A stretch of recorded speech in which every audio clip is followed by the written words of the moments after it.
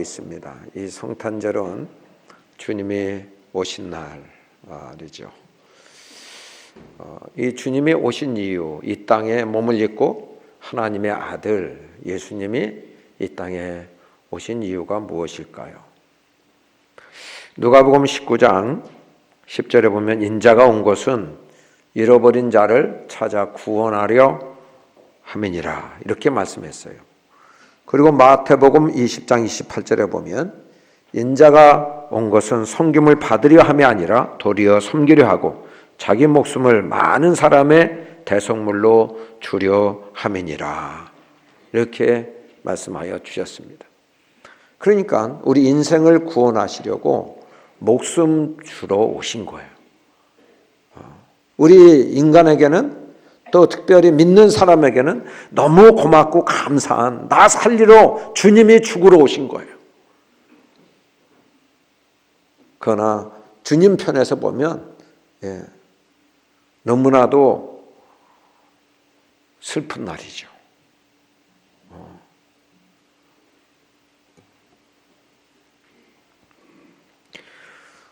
주님은 왜 오셨는가? 약속의 말씀을 성취하러 이루려 오셨습니다. 창세기 3장 15절에 보면 여자의 후손이 올 것인데 뱀의 머리를 상하게 할 것이라 말씀했어요.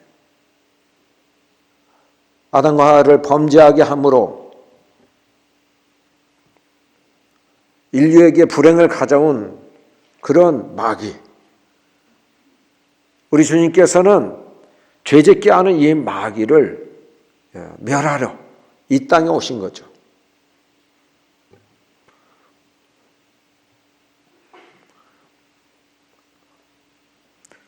자, 근데 주님이 이 땅을 구원하러 오셨는데 또 마귀의 일을 멸하러 오셨는데 목숨 내어주시려고 오셨는데 자기 땅에 왔지만 자기 백성이 이를 알지 못하고 영접하지도 아니했어요. 극소수의 사람만 주님을 알아보고 주님을 경배한 것을 볼 수 있습니다. 오늘날 죄로 말미암아 말세가 되어버리고 온 땅에 죄가 창궐하고 가득 찬 이 땅, 주님이 심판주로 다시 오신다고, 속히 오신다고, 재림주로 오신다고 약속하여 주셨는데 그때 눈과 눈으로 마주 보면서 맞이할 수 있는 사람은 그렇게 많지 않을 것이라는 사실이죠. 마태복음 24장에 보면 두 사람이 밭에서 일을 하는데 한 사람은 데려감을 당하고 한 사람은 버려둠을 당할 것이다. 두 사람이 같이 한 맷돌질을 하고 있는데 한 사람은 데려감을 당하고 한 사람을 버려둠을 당할 것이라. 여러분, 성강의 가족 모두는 그날에 주님이 오시는 그날에 공중으로 끌어올림을 받아서 다시 오시는 그 주님을 눈으로 직접 목도하면서 반갑게 기쁘게 아멘 주 예수여 어서 오시옵소서 환영하는 한 사람도 낙오되지 않는 우리 모두가 되기를 축복합니다. 아멘. 여러분, 버려둠을 당하는 사람은 어떻게 될까요? 천국에 입성하지 못하는 사람은 어떻게 될까요? 공중 권세 잡은 마귀가 그들을 이끌고 자기들을 위해서 예비해 놓은 영영이 불을 끓는 그런 불타는 그런 곳에, 타지도 않는 그런 곳에, 고통스러워 견딜 수 없는 그런 곳에 고통의 극치를 영원토록 당하게 될 것이고 저주드는 불행이 극치가 영원토록 지속될 것입니다.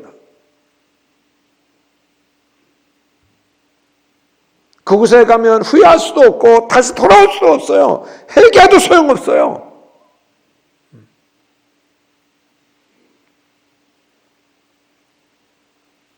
우리의 아들이 딸이 그런 데 가면 안 되죠. 우리의 사랑하는 부모님의 그곳에 가면 안 되죠. 우리의 형제 자매 이웃이 그것을 하면 안 돼. 이 세상에 사는 모든 사람들이면 하나님의 형상으로 지음받은 사람들은 한 사람도 그곳에 가서 안 되겠죠.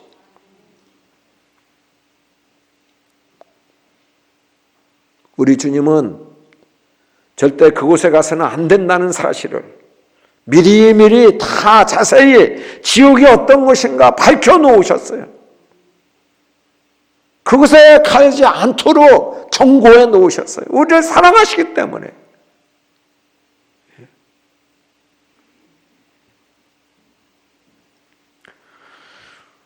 여러분, 주님의 약속의 말씀, 이 세상의 죄에서 이 세상의 사람들을 구원하기 위해서 이 땅에 메시아가 오신다고 구약 39권에서 계속 말씀하고 계셨어요. 그 약속의 말씀을 붙잡고 기다린 사람 만났어요. 예수님을 만났어요. 극소수의 사람 만났어요. 그 중에 대표적인 사람 시므온이에요. 오늘 시므온이 과거에 예수님을 만났다, 그것으로 기록해 놓은 것이 아니에요. 앞으로 다시 오실 주님, 시므온과 같은 삶을 살아 예수님을 만나야 되겠다고 하는 그 간절한 열망함 때문에 우리 주님께서 누가로 하여금 기록하게 하신 거예요. 자, 시므온은 어떤 사람인지 25절에 한 절에 다 요약돼서 나와 있습니다. 한번 보겠습니다. 같이 읽겠습니다. 큰 소리로 읽겠습니다.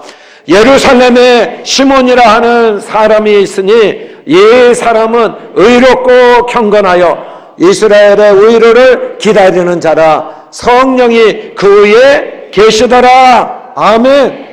네 가지 말씀하고 있어요.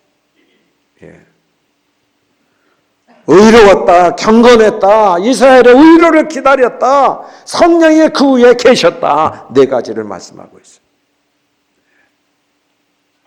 한 가지 한 가지 말씀을 통해서 우리가 어떻게 살아가야 될지를, 주님이 오실 그 주님을 어떻게 하면 맞이할 수 있는지를 한번 나눠보겠습니다. 첫 번째, 의롭게 산 사람이요. 의라고 하는 말은 법정의 용어예요. 법정의 용어. 그래서 그 법에서 이 사람은 무죄요. 또는 그 죄가 다 해결된 상태. 그래서 그 법정에서 선언하는 거죠. 죄 없다고 선언하는. 이것이 의예요. 죄 문제가 해결된 상태가 의예요. 우리 주님께서 우리 죄를 대신하여 십자가 달려 죽으심으로, 그가 채찍에 맞음으로 우리가 나음을 얻었고 그가 징계를 받음으로 우리가 평안을 누리게 되었습니다. 이게 의로운 관계, 의로운 사람이 된 거죠. 예수님 믿기 때문에 예수님께서 대신 받으신 것을 믿는 자들에게는 의로운 자라 칭함을 받게 되는 그런 축복을 얻게 되는 줄로 믿습니다. 네. 자, 이제 의라는 말은 관계적인 용어예요. 부부간의 정상적인 관계, 의로운 관계.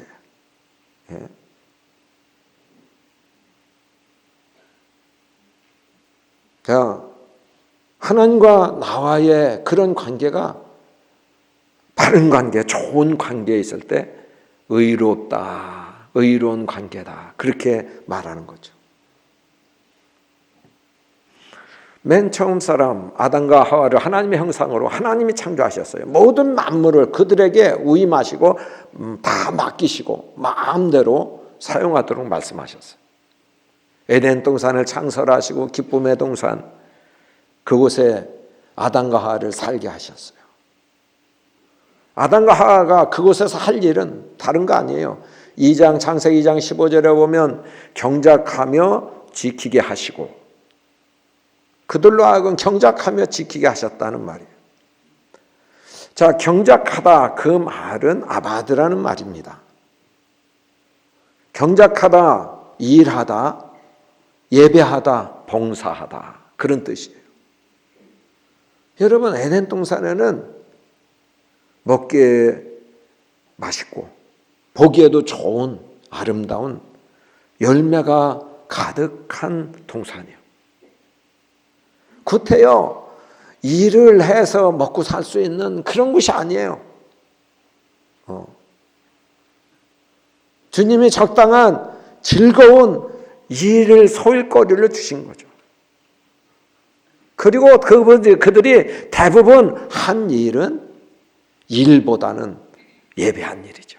예배하는 일. 예배에 뭐 복잡한 순서 생각할 필요 없어요. 네. 아름다운 그 세상 에덴 동산을 바라보면서 하나님 아버지 얼마나 아름다운지 모르겠어요. 하나님의 작품 놀라워요.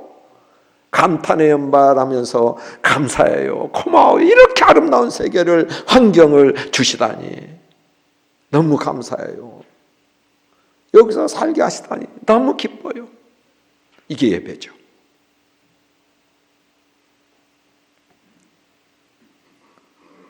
보기에도 좋고 먹기에도 맛있는 그런 열매를 이렇게 따먹으면서 하나님 어쩌면 우리를 위해서 이렇게 크고 아름답고 맛있는 열매를 이렇게 주세요.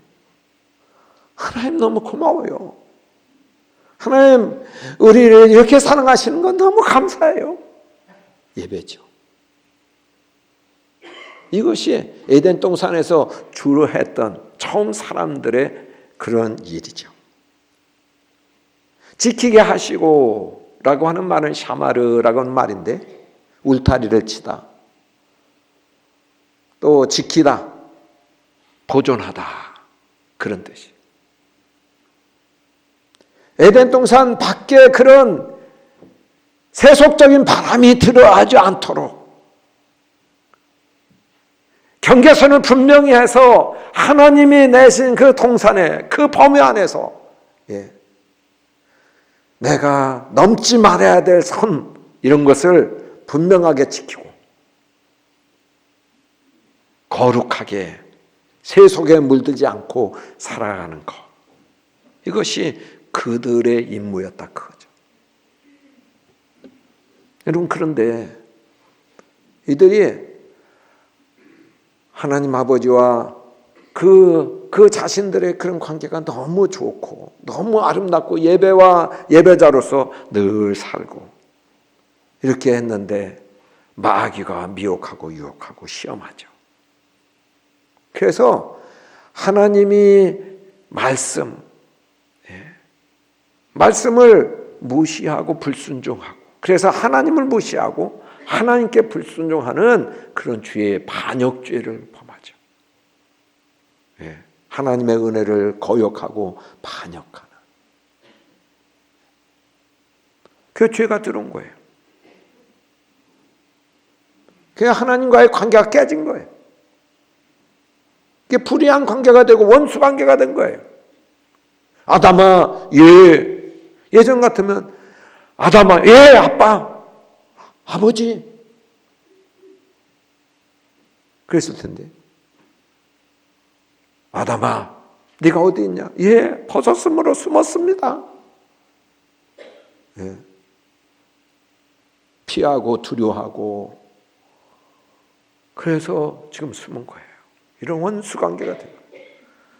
하나님은 그들을 미리 경고하신 그 말씀대로 관계가 끊어지게 하시고, 영적인 관계가 영적인 죽음이 오게 하시고, 육체적인 죽음이 인생에게 그 운명으로 오게 하셨어요. 하나님의 저주와 진노가 임하게 됐어요.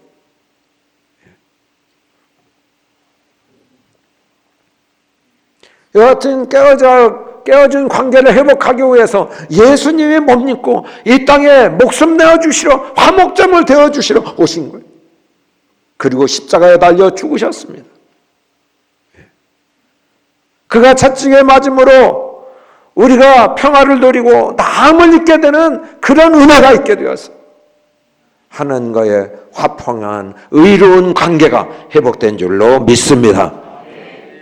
예수님을 나의 구주로 믿어서 예수님으로 말미암아 하나님과의 관계가 친밀한 관계, 정상적인 관계, 바른 관계, 의로운 관계가 된 거예요. 여러분, 그래서 그 하나님과 나와의 관계를 바르게 이렇게 의롭게 관계를 갖고 주님과 친밀하게 사는 우리 모두가 되기를 축복합니다. 자, 두 번째, 시므온은 경건한 삶을 살았어요. 경건한 삶이란 어떤 것인가? 야고보서 1장 26절에서 27절 보겠습니다. 같이 읽겠습니다. 누구든지 스스로 경건하다 생각하며 자기 혀를 재갈 물리지 아니하고 자기 마음을 속이면 이 사람의 경건은 헛것이라. 하나님 아버지 앞에서 정결하고 더러움이 없는 경건은 곧 고아와 과부를 그 환난 중에 돌보고 또 자기를 지켜 새 속에 물들지 아니하는 그것이라. 아멘. 경건은 헛된 경건이 있어요. 말로만 천사 노릇해요. 그 마음에는 아니에요. 그것은 헛된 경건이라는 거죠. 내면이 바르게 서 있고 깨끗해야 된다는 거죠. 깨끗하고 정결한 거짓이 없는 경건은 뭐냐? 두 가지를 말씀하고 있는데 고아 과부를 그 환난 중에 돌보는 거, 구제하는 거예요. 연약한 사람, 불쌍한 사람 불쌍히 여기고 도와주고 돌보는 거죠. 외면하지 않는 것, 구제하는 것, 오른손이 하는 것 왼손이 모르게 세상에 떠벌리지 않고 정말 하나님이 주신 것으로 찌꺼기 갖다 주는 게 아니고 먹다 남은 거 누룽지 갖다 주는 게 아니고 하나님이 주신 은혜들을 나 혼자 쓰라고 준 게 아니다. 그렇게 해서 그것을 구제헌금으로 드려 정말 그 이웃을 향한 사랑의 뜨거운 마음을 표현하는 것. 이것이 경건한 사람의 모습이다. 그리고 두 번째로는 자기를 지켜 세상에 새 속에 물들지 않는 것이다. 하나님이 나의 주인 되시는 그래서 주의 영의 인도를 받는 거룩한 삶, 예배하는 삶, 기도하는 삶, 이 믿음의 삶을 지키는 거예요. 세상의 영향을 받지 않고 세상 따라가지 않고 세상의 가치관, 물결, 풍조에 휩쓸리지 않고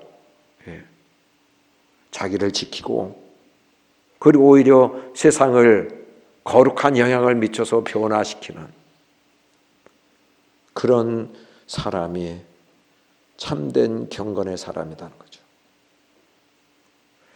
자, 경건한 삶을 산 대표적인 사람 또 고넬료가 있습니다. 사도행전 10장 2절을 보겠습니다. 같이 읽겠습니다. 그가 경건하여 온 지방과 더불어 하나님을 경외하며 백성을 많이 구제하고 항상 하나님께 항상 기도하더니 아멘. 여러분, 고넬료는 경건했다는 거예요. 그리고 세 가지 잘했다는 거예요. 경건한 사람은 세 가지 특징이 있다는 거예요. 첫 번째로는 하나님을 경외한다는 거예요. 하나님을 두려워하며 공경한다는 것입니다. 여러분, 하나님을 아는 사람, 하나님이 얼마나 크신 분이신지, 얼마나 놀라운 분이신지, 얼마나 지극히 높으신 분이신지, 모든 권세가 그 손에 있으신지, 인간이 살고 죽고 부하고 가난하게 되고 높이기도 하시고 낮추기도 하시고 이 모든 권세가 하나님 손에 달려있는, 나라의 흥망선세가 하나님 손에 달려있는 천지 만물보다 크신, 만유보다 크신 하나님, 만왕의 왕이신 하나님, 영원하신 하나님, 인생은 얼마나 하나님에 비해서는 비교할 수 없이 초라하고 한 점에 불과하고 영혼에 비해서 8세 90 살아도 그것은 있는 것 같지 않은 한 순간 같은 눈 깜빡할 사이 같은 그런 존재.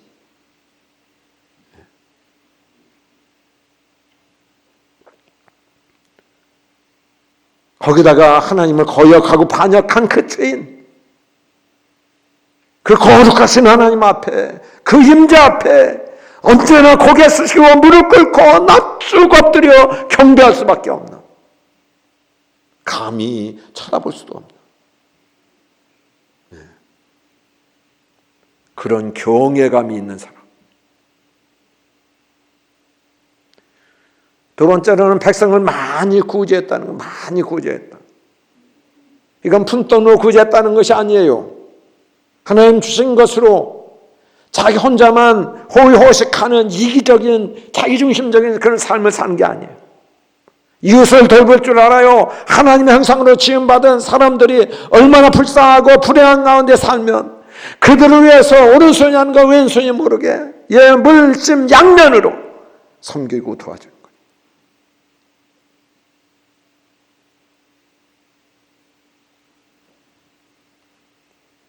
우리 교회는 성탄절에 헌금을 창립 때부터 어려운 때부터 지금까지 교회 재정으로 경상비를 쓰지 않았어요.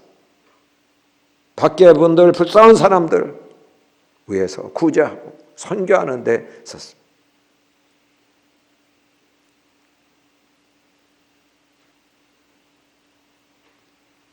세 번째로는 항상 하나님께 기도했다는 거예요. 기도가 뭐예요? 하나님과 나와의 대화죠. 하나님과 나와의 대화로서 특별히 기도한다, 간구한다. 뭘 구하겠어요?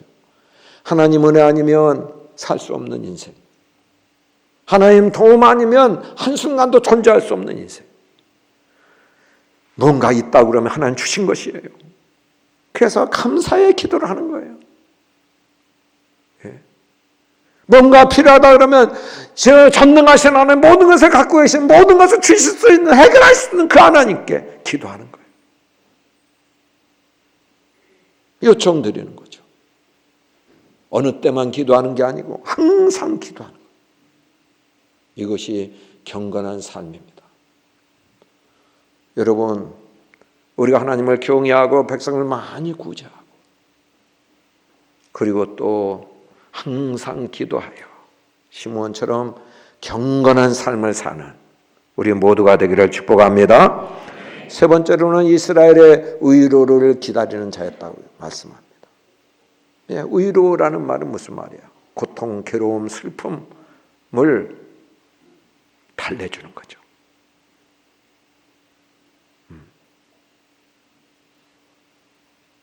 이제는 그것을 그치게 만들어주는 거죠.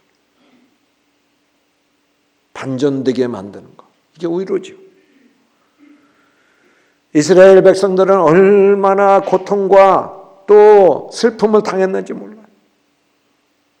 이사야 1장에 보면 소도 제 주인을 알고 나귀도 제 주인의 구유를 알았나.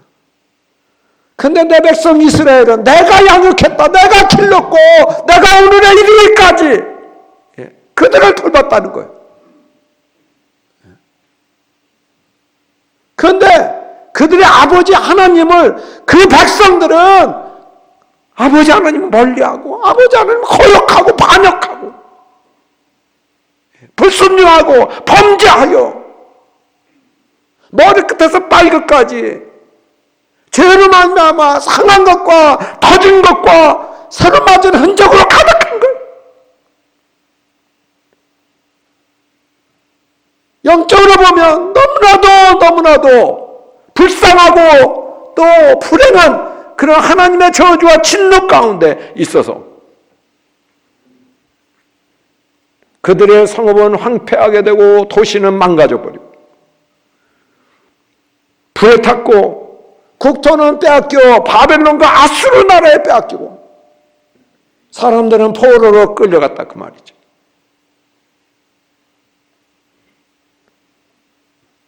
마귀는 범죄케 하는 자요, 마귀에게 속아서 마귀의 유혹에 넘어가서 하나님의 백성들이 하나님의 음성을 듣고 살아가야 되는데 마귀에게 속아서 죄짐으로 그런 불행과 고통과 슬픔 가운데 처하게 된 거예요.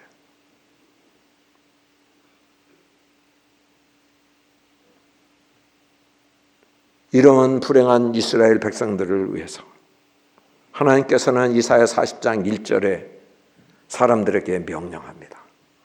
한번 보겠습니다. 같이 읽겠습니다. 너희의 하나님이 이르시되 너희는 의로하라. 내 백성을 의로하라. 아멘. 네. 이렇게 죄로 말미암아 마귀에게 끌려서 죄에 끌려서 이렇게 저렇게 만신창이가 돼버린 이 민족, 이 나라, 이 이스라엘 백성들, 이제는 거기서 건져내실 하나님의 예비하신 메시아가, 구원자가 오신다고 얘기 좀 해라. 얘기 좀 해.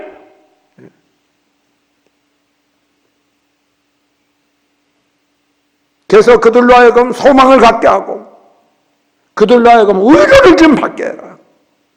내 백성을 의로 하라고 말씀합니다.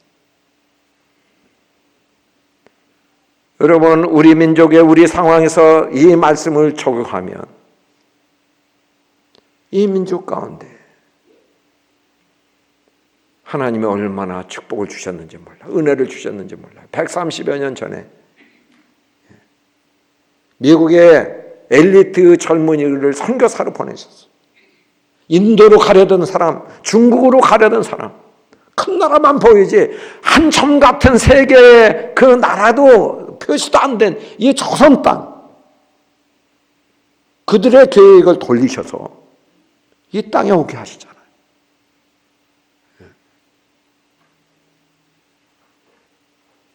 그 복음을 전하게 하시고 구원의 기쁜 소식을 전하게 하세요.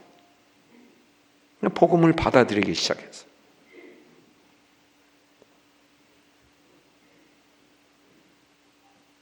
여러분, 6.25 한국전쟁을 통하여 이 땅이 낙동강까지 후퇴하고 밀려갔어요. 풍전등화 같은 꺼져가는 등불이야. 그런데 후불면 꺼질 그 운명의 순간 우리 하나님의 전적인 도움으로, 은혜로 미군과 유엔군이 파견되게 하시고 자유 대한민국 이만큼이라도 반쪽이라도 보존되게 하셔서 우리가 자유롭게 예수님을 믿게 하고 전국 방방곡곡에 교회가 세워지게 된 거예요. 여러분, 이뿐 아니에요. 우리나라가 원조를 받던 나라입니다. 가체의 빈곤 가난한 나라였습니다. 국민 소득 $0였습니다. 다 수탈당하고 빼앗겨. 근데 주님께서 잿더미에서 일으켜 주셔서 선진국 대열로 이끌어 주셨어요. 문제는 이렇게 하나님이 세밀하게 양육하고 은혜를 주시고 여기까지 높여주시고 알려지게 하시고 이렇게 아름다운 조국으로 만들어 주셨건만 이 백성은 주님의 은혜를 거역하고 배반하고 살만하니까 주님에게서 떠나고 등을 돌이키고 교회에 떠나고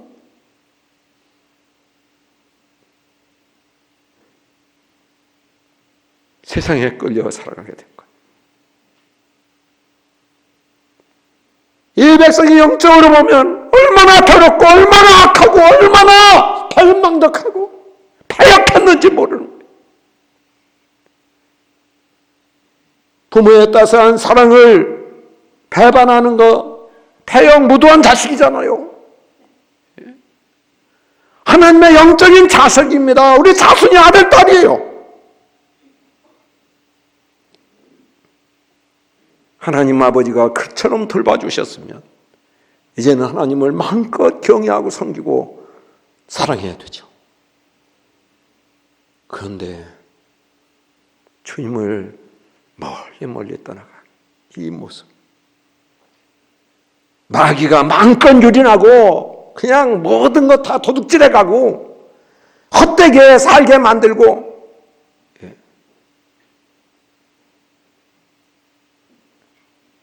이런 이 조국에 정말 하나님 이 백성 구원자를 만나게 하여 주옵소서. 이 죄 가운데 이 노예가 된 이 백성들을 주여, 주께서 이 영적으로 타락한 이 백성들, 어둠으로 가득한 이 백성들, 방황하는 이 백성들, 하나님 주신 것 가지고 죄만 짓고 세상 향락에 빠져있는 이 백성들, 주님을 만나게 하여 주옵소서. 주로 말미암아 구원받아 의를 얻게 하여 주옵소서. 이 민족을 살려 주옵소서. 시몬의 그 늙음하게 간절한 소원 한 가지가 있다면 이스라엘의 의를 기다렸어요. 간구했어요. 저희가 조금 더 살게 해주세요.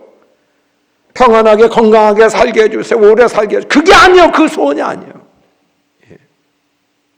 죄로 말미암아 짓눌리고 고통을 당하는 이 백성들 살려달라는 거예요. 구원해 달라는 거예요. 빨리 약속하신 구주 예수님이 좀 오셔서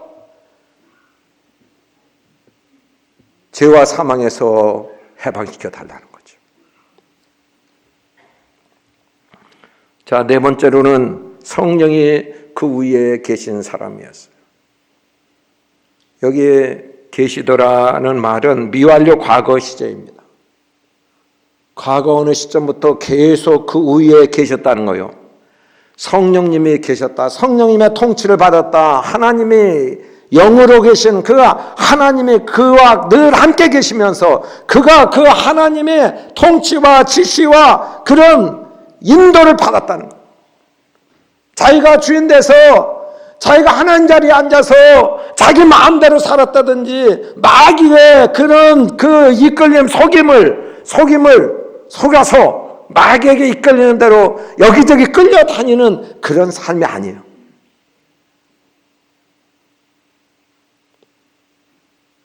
영으로 사는 사람이에요. 성경적인 용어로 다시 말하면 성령 충만한 삶을 산 사람이에요. 자, 성령 충만한 삶을 사는 사람의 특징을 보겠어요. 26절 같이 읽겠습니다. 그가 주의 그리스도를 보기 전에는 죽지 아니하리라는 성령의 지시를 받았더니. 아멘. 성령의 지시를 받았다. 성령이 하시는 그런 음성, 하나님이 하시는 그런 음성을 지시하시는 음성, 경고하시는 음성, 권고하시는 음성, 계시하시는 음성을 들었다. 그것을 받았다는 거예요. 그런데 성령의 지시 중에 하나님의 말씀 중에 어떤 말씀 받았어요? 그리스도를 보기 전에 너 늙었지만 너 죽지 않는다. 너는 네가 그렇게 소원했으니까 구주 예수님 그리스도 구원자 이 땅에 오실 약속하신 그 주님 다른 사람 몰라도 너는 내 눈으로 확인하고 만나고 그러고서 내가 하늘나라 가게 된다. 그런 말씀을 들었다는 거예요. 여러분 오늘도 우리 주님은 성경 말씀, 설교 말씀을 들을 때 나로 하여금 깨닫게 해주세요. 그렇게 못 산 것에 대해서 회개하게 해주세요. 앞으로 그렇게 살아야 되겠다고 하는 결단 있게 해주세요. 그 말씀대로 이제는 이끌려서 순종하며 사는 사람이 돼요. 이 사람은 성령의 사람인 줄 믿습니다. 성령 충만한 사람 되기를 축복합니다. 예. 과거 한때는 성령 충만한 게 아니에요. 항상 그 위에 주님에 계세요. 주님의 통치가 있어요. 이런 사람은 지금도 성령의 인도를 받는 거예요. 자, 시몬이 인도받은 그 순간을 보겠어요. 27절 같이 읽겠습니다. 성령의 감동으로 성전에 들어가매 마침 부모가 율법의 관례대로 행하고자 하여 그 아기 예수를 데리고 오는지라. 아멘, 아멘. 여러분 보세요. 지금 성령의 감동으로 시몬은 지금 교회 갈 일이 아니에요. 지금 예배당 갈 일이 아니라니까? 그런 시간도 아니에요. 그런데 성령님이 자꾸 가게 하세요. 갈 마음을 주세요. 이게 영의 인도를 받는 사람은 그때를 놓치지 않는 거예요. 그때 딱 갔어요. 그랬는데 그때는 전화가 있었던 때도 아니고 약속한 것도 아니에요. 예수님의 부모가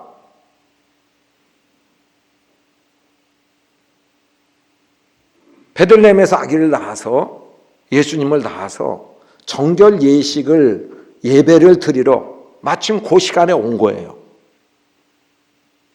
그래서 딱 만난 거예요.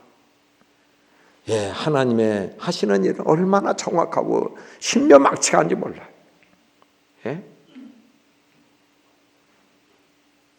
누가 연락한 것도 아닌데 이 시몬은 다른 장소에 있었고 또 예수님의 부모도 다른 장소에 있었던 거예요.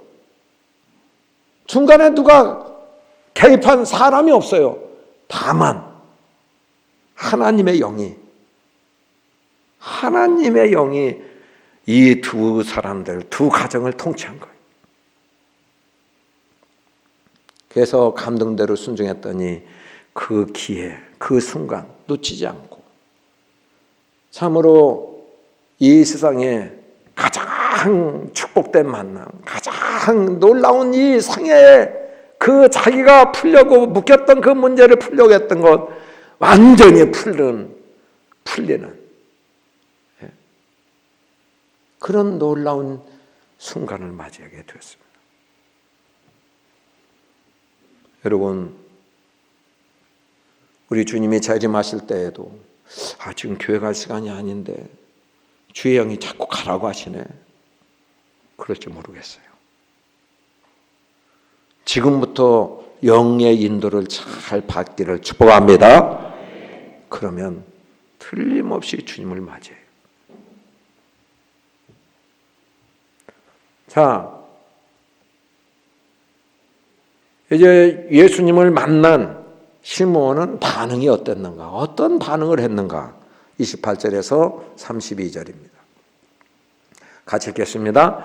시몬이 아기를 안고 하나님을 찬송하여 이르되 주제여 이제는 말씀하신 대로 종을 평안히 놓아주시는도다.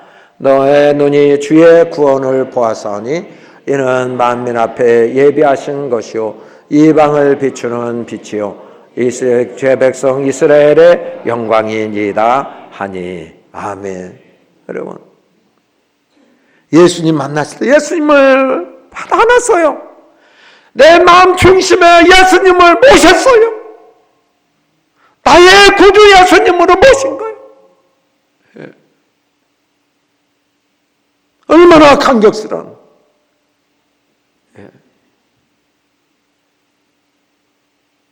구주 예수님, 하나님이신 예수님, 하나님의 아들신 그 예수님을 받아들고 모신 이 시몬 얼마나 감격스럽겠어요.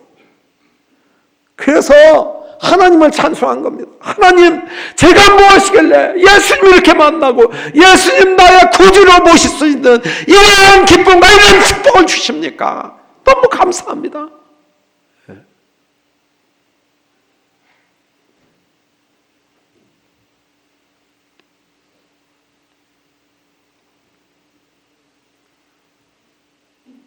그가 찬송한 내용이어서 내 눈이 주의 구원을 본 것, 정말 이제는 죽어도 한이 없습니다. 만민이 구원 얻게 하실 이 주님 이렇게 뵙게 된 것 너무나도 영광입니다. 이분을 통해서 주의 영광을 보고 앞으로 주의 영광에 이르게 될 그런 소망을 갖게 돼서 감사합니다. 이렇게 찬양하고 선포한 것. 여러분, 이 땅에 오신 그 예수님을 우리는 마음 중심에 모셔야 될 줄 믿습니다. 그분을 진정으로 찬양하고 경배해야 될 줄로 믿습니다. 이분이 구주 예수님이고 만민을 구원하실 분, 이 세상에 구세주로 오신 것을 전도하고 전파하여 주님을 영접하고 주님을 만나게 하는 축복의 통로 되기를 축복합니다. 여러분, 이 시간 같이 통성으로 기도하겠습니다. 다시 오실 주님을 맞이할 때에 주님